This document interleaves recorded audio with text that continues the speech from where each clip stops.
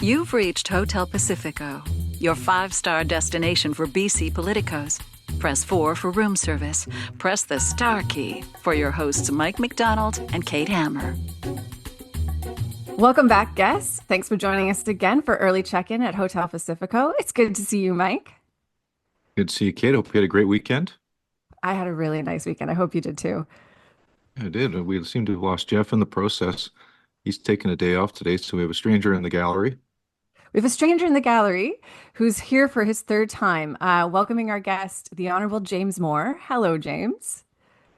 Good to be with you. Hello. Now, I don't know if you knew, James, but we do have a preferred guest point system here. And the third stay gives you enough points to collect on whatever voice recording you want on Mike McDonald's dancing cactus. Oh, that's true. That's a good point, actually.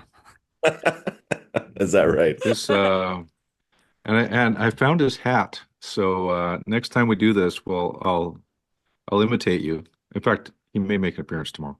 Yeah, we'll follow up with you with what James what Moore cactus as is. dancing cactus.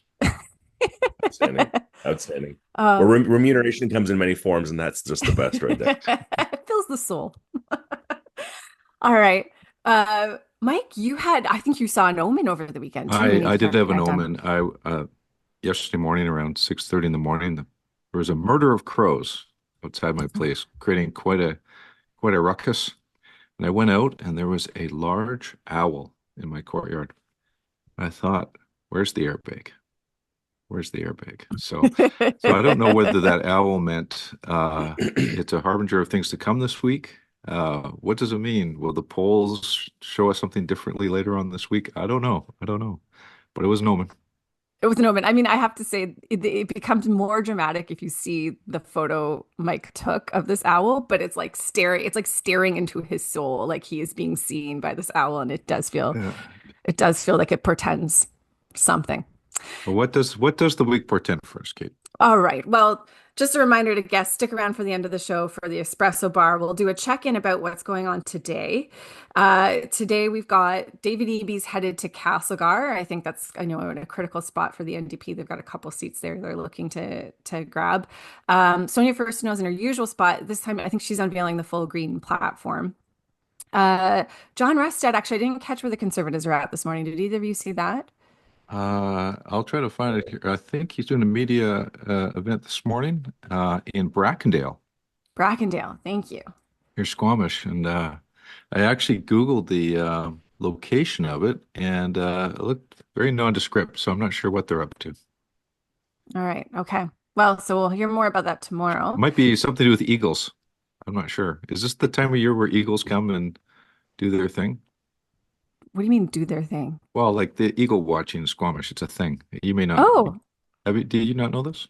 no, I didn't know it was in Squamish. I mean, I'm just not sure if this is it might be the time of year. Are the salmon spawning right now up there? I don't know. That's yeah, that would be about right, actually. the Right? eagle count. Late But I'm September, not sure early. that's why John Rustad would be there. So Okay, we'll find out tomorrow maybe and I don't know. stop the He's got conjecture. he does have a bird. He literally owns a bird. So I so know. maybe he's really into this. Well, so Maybe far that's in where this Geoff is. episode, Maybe Geoff well, is with him. Eagle so far watching. in this episode, we have an owl, an eagle, and a parrot. So we're doing well. And a cat. Jeff's going to be sorry he missed it, and the cat. All right. So let's start. Let's check in on what happened over the weekend, because it was a pretty busy weekend. And James, I'm glad to have you here, because actually we'd love to hear from your perspective, in terms of over the weekend in the Tri-Cities in particular. Were people talking about the election at all? Not really. It's kind of slow go. I noticed out of the gate though, lots of lawn signs, Okay. and it harkens back in the I grew up with my father doing fundraisers in our living room for John Parks and the So-Creds back in the day, back in the '83 campaign, the '86 Well, campaign. that was a close one. Yeah, it was. Well, my father was very, very proud that we were part of the SoCred team that beat Dave Barrett in his home riding in Coquitlam. Mm. So, and he was the riding director of the riding. It was forever, part of his celebration of life. But no, Tri-Cities is actually quite quiet, and as we've talked about, I think in my previous visit here to the hotel, that it really is kind of ground zero. Kamloops used to be the bellwether of the province. So goes Kamloops, so goes the province. I really do think that Tri-Cities, Surrey, certain pockets south of Fraser, but the Tri-Cities and the mix of ridings that we have here really is kind of the swing part of, I think, the province. And we'll talk about, I guess, the candidate list that's come out now for each of the parties, and some interesting dynamics that are happening here. The BC Conservative Party, all the candidates here are newbies. None of them are city councillors or people with profile, or people who are cascading down from federal politics or up from municipal politics, and they're not known. I mean, I've lived here pretty much all my life. I'm 48. I don't know any of them, having been active in politics at all. So in a lot of ways, that's maybe a good thing. No baggage, fresh face, demonstrates that this really is kind of a new party, distinct from BC Liberals, BC United. Could well be that in these swing seats where margins can be quite tight, that they could be rookie candidates who don't know the nuts and bolts of the essentials of a ground campaign. That could be the margin of a few hundred votes in the Tri-Cities, which has often been the margin of victory or defeat. So we'll see. And the NDP they have sort of their stalwarts. Jody Wickens is back running in Coquitlam, Burke Mountain. Of course, Mike Farnworth is running again. They've got always have a good machine here in the Tri-Cities that gets the signs up and gets the votes out, and they have a good volunteer base. So Tri-Cities is going to be interesting. All right. Well, so we did see over the weekend, and I'm curious, this relates to, I want to ask the question, big umbrella, like if anything is punching through, if people are aware of anything, what it is.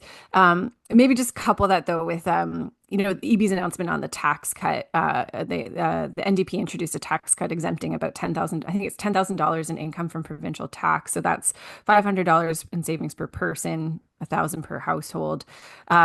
And clearly had a feeling that they needed to make a move in this area. I have to throw in a line on that, though. I did not see an extensive backgrounder on this announcement. So I wish Geoff was here.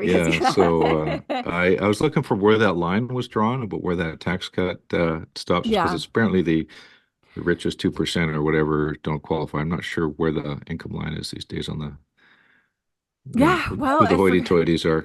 Yeah, well, I'm going to say, they're on par with the Conservatives for the level of detail they're providing to these mega tax cut plans. So, again, when you make up an announcement, a week into the election campaign, you don't have the entire Ministry of Finance to call at this point. To go help you with your backgrounder.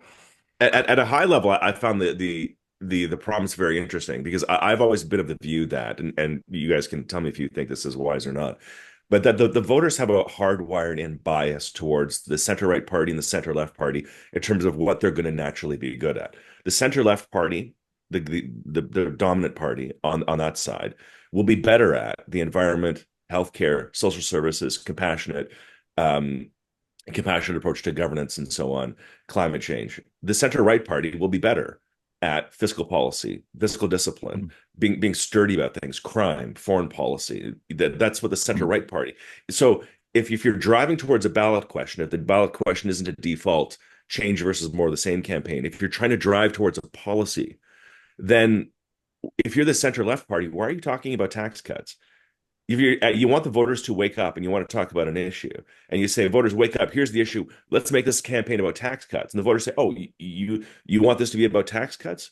Okay, well, that's the right-wing party. They're the ones that are better at this. Just as a sort of a primal instinct for voters. Do you think they're inoculating, though? Do you think they're that's trying to take something off the table? They're trying to do. Right? Yeah, that's the counter argument. But I mean, they don't know what the BC Conservatives are going to offer in terms of tax cuts, perhaps something on the sales tax, or obviously the carbon tax. But still, if they're putting something in the window, I just think it's an odd thing to promise that, and to right out of the gate, because you don't really have a second chance to make a first impression.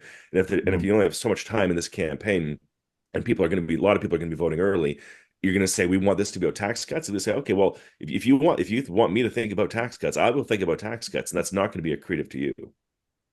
Well, it's the third kind of switcheroo for the NDP now, with the carbon tax, then the involuntary care thing. Now, I don't think anyone necessarily expected this, right?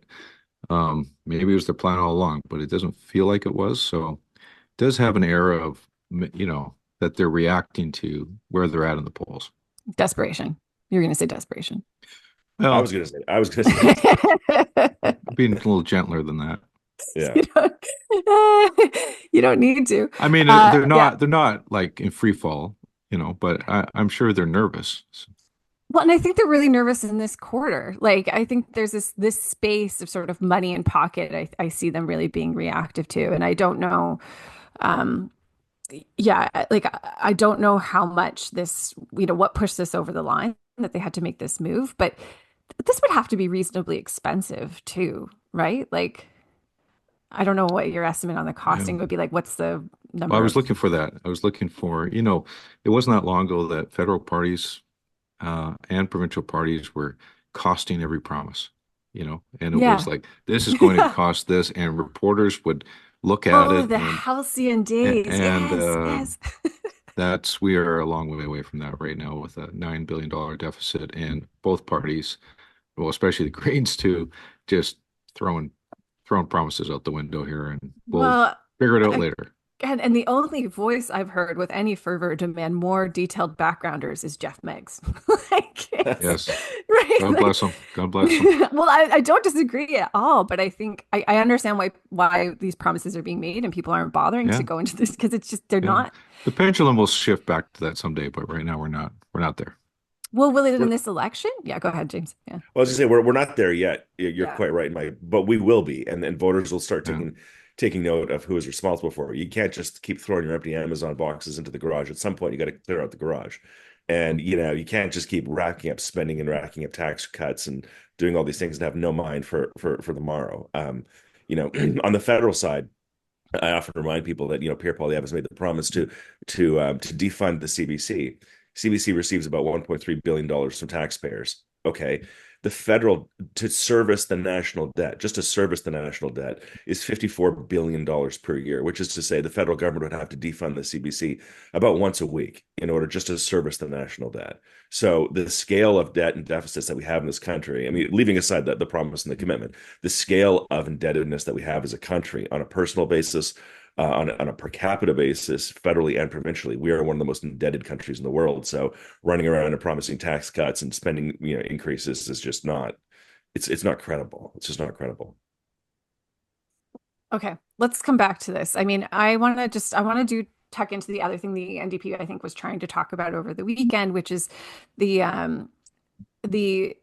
attacks or yeah, the attacks on conservative candidates and some of the things they've said. So EB wrote a letter to John Rastad. I'll read it out, just a line from it. John Curry, Chris Sankey, Brian Tepper, Harman Bangu, and Sharon Hartwell have all advanced anti-democratic conspiracy theories that the 2020 election in the US was stolen from Trump and that the January 6 riots at the Capitol are a hoax orchestrated by Democrats. Sheldon Clare has compared gun control laws with racist internment of Japanese Canadians. Brian Buget has posted bigoted and sexist views, including derogatory remarks about Indigenous people and comparing himself to a white nationalist. That's a direct quote from this document. From the letter from EB to Rastad, Right. and I think kind of like time just before all the candidates were locked in, calling on him to oust these folks. And I'm wondering again, like we've seen a bit of really the NDP leading into some of this optical research they have on the conservatives, and is anyone aware of this? Is this starting to feel like the lady doth protest too much? I don't know. There's so much here.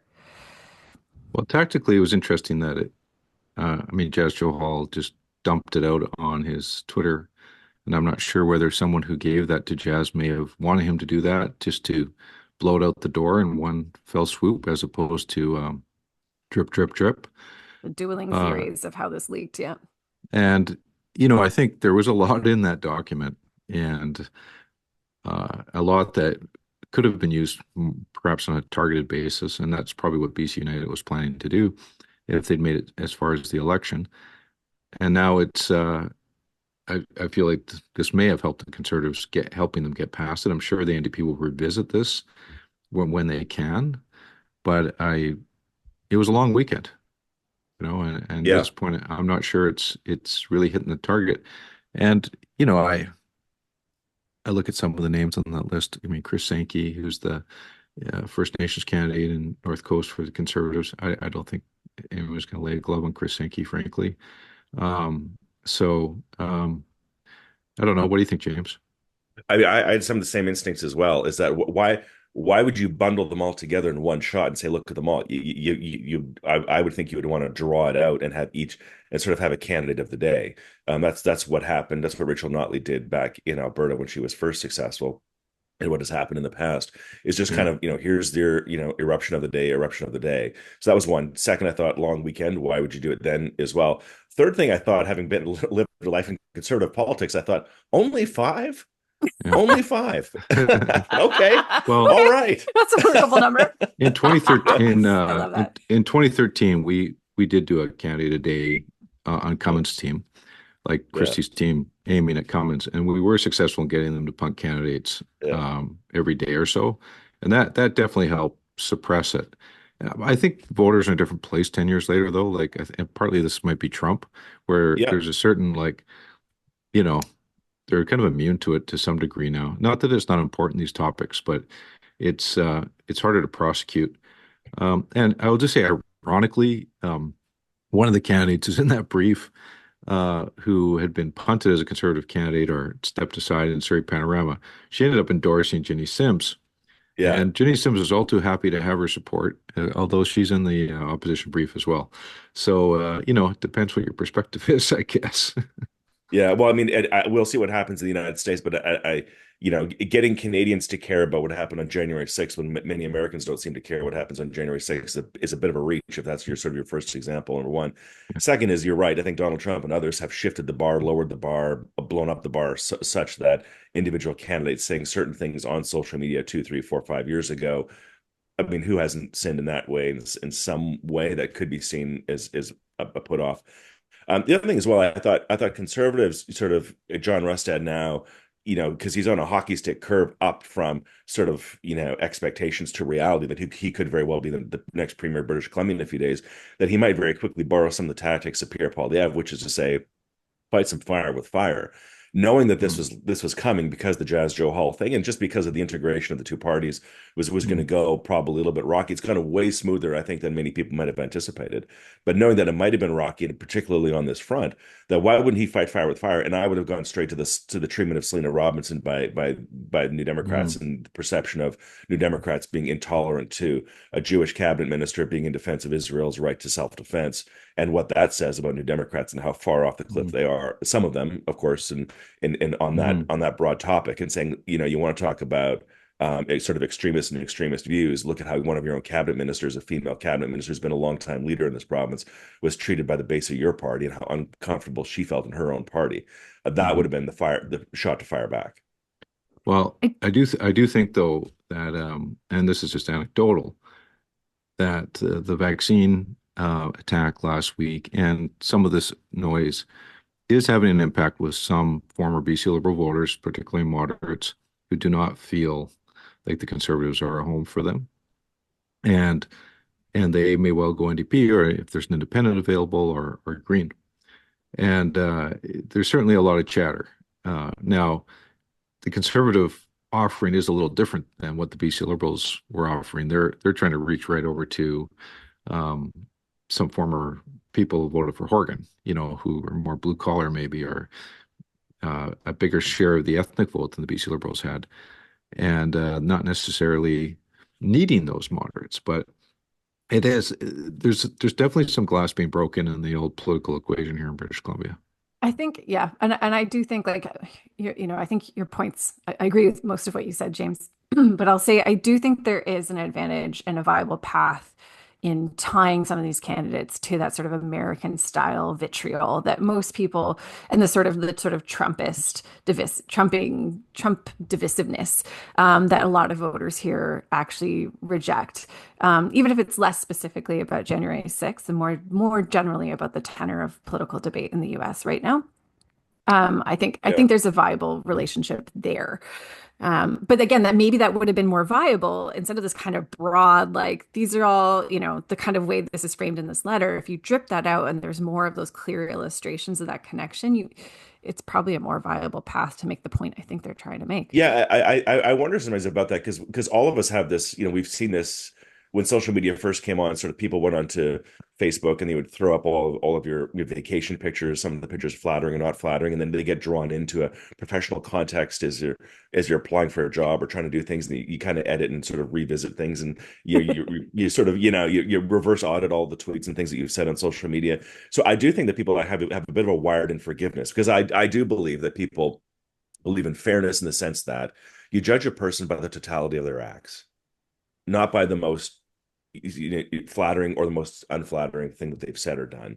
And I think it's one thing to say 2 or 3, 4 years ago, if you popped off and said something in a way that was a little bit more crass or aggressive, and you regret it today, and you say, well, now I would like to be a member of the Legislative Assembly, and I would like you to reconsider thinking about how I'm presenting myself today versus in 2017, and take me as I am right now, having learned from the past. I think that's a fair thing to ask people to do. Whether or not they'll give you that shot, we'll see. But I guess that's I think people have sort of, because I think there's very few of us who have not been misjudged or unfairly judged or been embarrassed ourselves by the things that we've put out in social media in the past. So. Yeah, no, I think that's right. And I think that's some of the danger with some of the drip too on Rustad. Like once you've talked about bugs, everything else starts to feel like, oh, now they're just pinning him down, right? On who hasn't said weird things. Right. Last week, guests, we talked about TELUS Living, a forward-thinking initiative by TELUS aimed at addressing the housing crisis in British Columbia through the development of mixed-use, purpose-built rental residential properties. Today, I want to highlight 3 key projects. The first is in Nanaimo, where TELUS is building a mixed-use residential complex that will feature approximately 200 purpose-built units with integrated smart home technology and community amenities. In Seychelles, our presenting sponsor is constructing a purpose-built rental community, including around 150 units designed with eco-friendly materials and offering diverse housing options. Finally, in Saanich, a project is underway that will comprise about 250 units, providing high-quality purpose-built rental options for middle-class families and essential workers. Through these key projects, TELUS is leveraging its technological expertise and commitment to sustainability to create connected, affordable, and vibrant communities. This initiative is one of the ways TELUS demonstrates what it means to be BC's hometown team. All right. I just want to talk a little bit more, actually. I mean, speaking of John Rustad, over the weekend, he had an announcement with Aaliyah Warbus. She's the candidate in Cultus Lake. Actually, maybe we need to talk about this more in the riding by riding, but I'll start us off because John Rustad made an announcement with her over the weekend. She's in this new riding, right? Like it's is it It's an amalgam of a previous riding. Chilliwack Cultus Lake. Yeah, it was. I think it was. There's always Barry Penner's old riding, basically, back in the day. Okay. And this is the one I'm going to actually dive into it a bit, because this is the one that's actually held. So the NDP incumbent there, hold it. Yeah. The NDP holds it. With the redraw, is there a big change? Because that was a 2020 win. No, but it's probably the most, I would say, probably the most vulnerable NDP riding that they have, because it's going to be very hard for them to hold that seat. Okay. And it seems like the Conservatives have a strong candidate in Aaliyah Warbus, who is an unconventional candidate for them.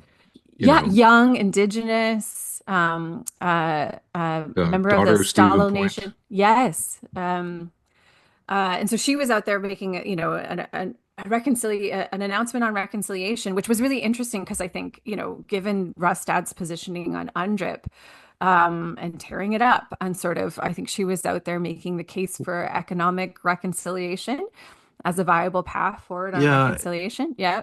Yeah, and there was a bit of a pivot by the Conservatives on that, and I'm sure Geoff will want to talk about it later this week.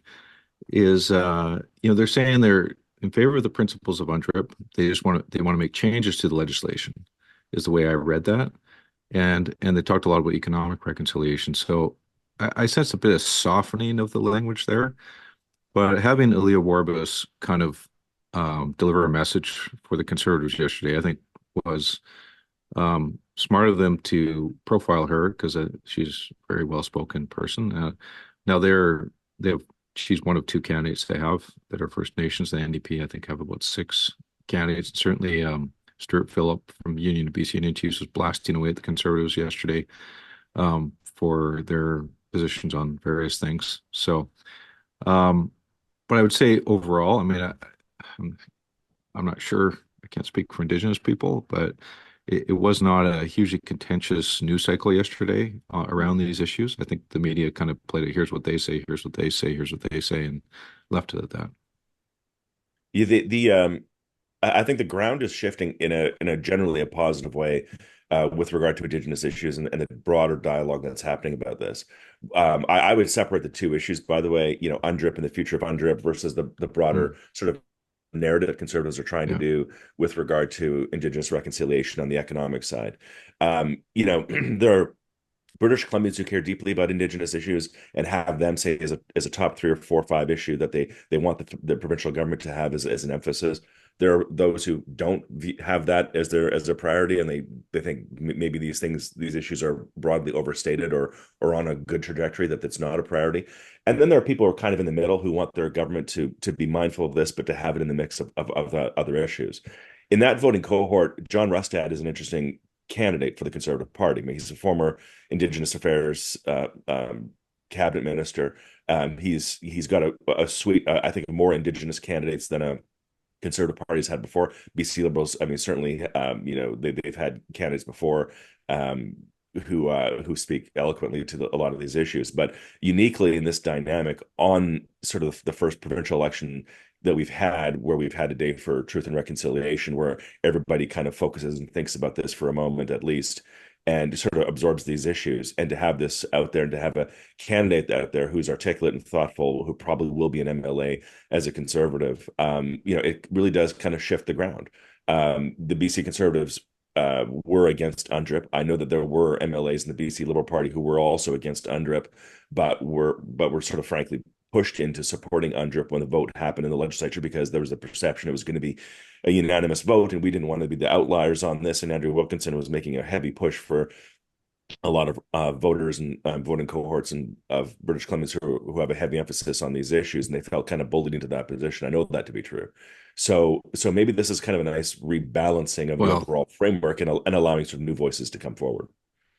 Yeah. Well, I mean, John Rustad voted for it, and I don't think it's a great message to say, I didn't want to vote for it, but I did. It's like, stand up for yourself if you felt that strongly about it. But anyways, that's largely behind him now. But it's anyway, is it? I feel like the campaign's going to get back onto affordability, healthcare pretty quickly. What's the other one I'm thinking of? Housing. Well, and there was a housing announcement. I mean, we're so tight on time, but just to say the Conservatives rented out the Rustad rebate, and we'll have to spend some more time on that and what's in there and what's not. Because we have our segment, Milking the Data, brought to you by BC Dairy. Farmers need guaranteed access to water to feed BC. Okay, so we're going to dive into this segment, talking about, now that we've got the candidates locked in, some of the way this breaks out across the province, because we have some big shifts. I'm going to say broadly, we have a lower number of Greens, right? Lower than in decades. They're not running in 24 ridings.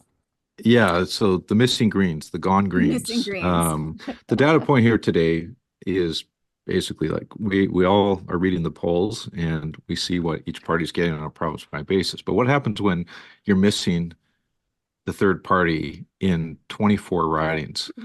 And they actually had 81 announced before the deadline, and they ended up with 69, which I've never seen that before. I've never seen so many candidates disappear after they've been announced. So I assume they're scrambling for signatures, and they didn't make it in those ridings. A lot of them were parachutes, which is fine. I'm a big fan of parachute candidates when you need them. A shout out to my old friend Dov Hendren, who organized Parachute Liberals in 1983, which helped get the Liberal Party going again. Sometimes parties need to just show up on the ballot and fly the flag. But half of Jack Layton's caucus after the 2011 campaign. In Quebec. But crazy things can happen, right? But if you're not on the ballot, you're not going to get any votes. Yeah. So we can pick this down. We've got no Greens in 24 ridings, and 5 of those are in Surrey. Well, this is the point today: is that where is it going to matter, right? That there's not a Green candidate, and in Surrey, I'm less concerned about Surrey in terms of how that plays out, because the Greens never really do that well in Surrey. Can I give you an oddball one though? I Yeah. mean, maybe it's not, but so Trevor Halford's Okay, riding well, Surrey Surrey White White Rock. Rock, Yeah. right? Because the Greens had like 15% in Yeah, 2020. Surrey Yeah, White Rock's an exception to my rule there. I'm okay, in okay. broadly in the I'll rest be of quiet now. Surrey, Go. the South Asian community is never really taken to the Greens. But yes, you correctly point out Surrey White Rock, yeah, was Trevor Halford's not going to have that green split this time. Vernon Lumby, 16% last time, no green this time. That is a big help to the NDP candidate who's trying to cling on to her seat. Mayor Pridge Pitt Meadows didn't have one last time. It's not going to have one this time. It's a two-way fight there. We've got Coquitlam Brick Mountain. Is that your seat, James? No, next door to mine, but I Okay, know the you're riding well. Yeah, Moody. Yeah, that's Coquitlam the Brick footprint that Mountain. I represented entirely. Yeah. Yeah, no green. Chilliwack Cultus Lake, no green. Richmond Center, Richmond Queensboro, no green. All those ridings, either have and Burnaby North, I should add too, no green. Now, the Burnaby North independent candidate tweeted at me on the weekend, Martin Kendall, and so he's not running as a green, but he is the guy in Burnaby who goes around and picks up garbage all the time. There's actually quite a bit about this guy. So I'll shout out to Martin Kendall since you tweeted at me. You win a reference, but the point is, this could mean seats moving, right? This could mean a marginal difference in some close seats, that the disappearance of a green and made an impact last time in riding like Richmond Steveston, Richmond Center last time, that most greens in the polls today, or at least the biggest share of greens, are saying their second choice is NDP. Mhm. And it's probably 5-1 over conservative in terms of what their second choice is. Now, some of them just may not end up voting, or may, if there's an independent there, like in Vernon, that might actually help Kevin Acton, the independent, more than anybody. Who knows, right? But it's we can't look at I all actually, ridings the same. yeah, Yeah. I actually think that that's less likely because in the last election campaign, which was slightly contested, yes, Andrew Weaver was the leader. If you're still voting green, then you want your vote to matter. Like you want that number to pop. Yeah. You want to express your values, and you don't care because it's a value vote. And if all of a sudden you show up and you have a binary choice, blue or orange, and that's it, you're committed to voting, and maybe you really, really, really hold your nose, but you're somebody who really cares about things. So I think they will turn out, and I think they will vote, and I think it will be of consequence. Interesting. Guests, I want to talk to you today about the employees of Fortis BC and community giving. Fortis BC's commitment to building and maintaining positive community relationships extends throughout BC to every town and city where the more than 2,700 employees of Fortis BC live and work. Last year, Fortis BC supported more than 300 grassroots initiatives in communities across the province. This includes organizations like the Trail Wildlife Association, Nelson Search and Rescue, Powell River Salmon Society, Fort Nelson Community Literacy Society, Squamish Nation Youth Powwow, Surrey Libraries, and the Caledon Volunteer Fire Department. In addition, through their Community Giving Awards, Fortis BC provides funding to groups for their work meeting community needs. Organizations like the North Okanagan Good Food Box will use the support to provide more families and seniors in need with fresh, healthy produce from local farmers.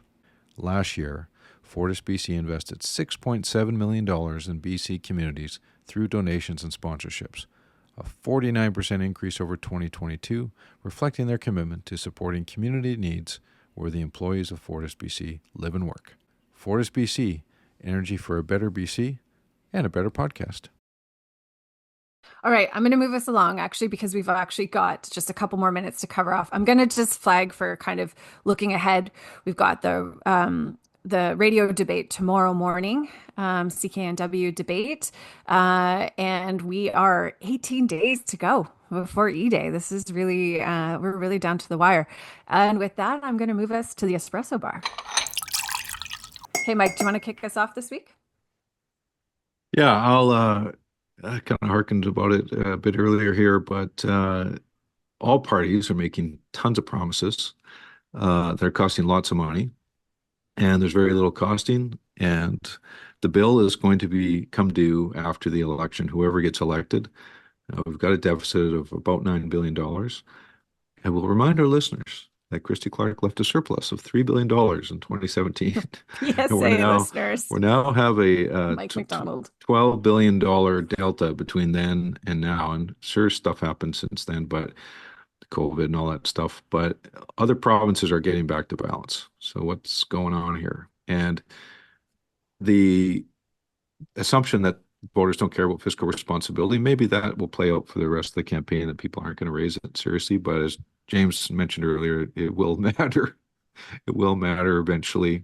And as a taxpayer, I'm cringing as what the next 3 or 4 years are going to look like, both in terms of debt and probably inevitably some harsh spending cuts, regardless of who gets in power. All right, James. This is maybe high level and too non-specific, but I actually want to raise a espresso, I guess, to everybody. Frankly, everybody who's offered. There are a lot of people in their lives who have strong opinions, who are quick to judge, who are very self-righteous, very aggressive. They got easy solutions for complicated problems, and they sort of look down and spit on politicians. As a recovering former politician, I think everybody who offered themselves up to run for office, and this whatever party you're in, independent, matter. For the rest of your lives, you can say, I anteed up. I went for it. I offered myself. I offered solutions. I worked within the system, offered myself to elected office, and I ran and I put it on the line, and I went for it. And I put my name out there and tried to be part of the solution as opposed to just whining and being a complainer on the outside. So kudos to every candidate and every party. For the rest of your life, the rest of your family, everybody will know we anteed up. We tried to make it better, and we fought, and more people should do that. I actually think that's fantastic. That is perfect for our espresso bar. Thank you, James. I will just quickly add in that I want to raise a caffeinated shot for the Conservatives. I've been sort of waiting since the Rustad rebate came out to say, okay, what are you going to do on the supply side? I think they made the right move with that over the weekend. I have certainly questions about what came out, and I think we're still dealing with a deficit of details from most announcements right now, but I'm just going to give them credit for that. It needed to happen. And, now we can talk about the housing from the supply and the demand side, what they're going to do. So my glass is raised to them on that. All right. Thank you again for joining us, James, today. Thank you for joining us, guests, for episode 6 of our daily election podcast. And thank you to our presenting sponsor, TELUS, and our sponsors, Fortis BC and BC Dairy. We will see you Wednesday. BC, you can never leave. Checkout time at Hotel Pacifico. We hope you enjoyed your stay.